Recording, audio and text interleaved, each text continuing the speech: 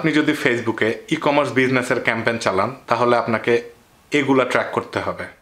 Add ম্যানেজারে আসেন, তারপর এখানে আসেন, তিনটা দাড়িতে ক্লিক করেন, নিচে যান, কাস্টমাইজ কলম ক্লিক করেন, তারপর এখানে ক্লিক করেন, এখানে লিখেন পারচেজ, তারপর ডান দিকের এইসব কাটতে থাকেন, তারপর এখানে লিখেন স্টার্ট, START, তারপর স্টার্টকে ক্লিক করেন, তারপর এখানে লিখেন আবার ডেলিভারি দিয়ে ডেলিভারি ক্লিক করেন।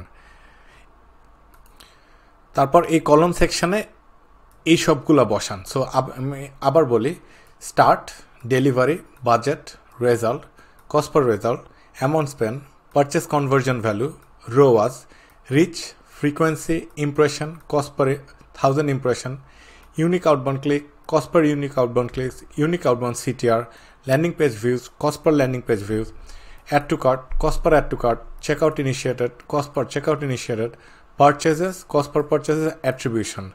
তো এটা পরে এখানে অ্যাপ্লাই করেন, দ্যাটস ইট। এই ভিডিওটা লাইক করেন, এরকম ভিডিও আর হলে আমাকে ফলো অথবা সাবস্ক্রাইব করেন।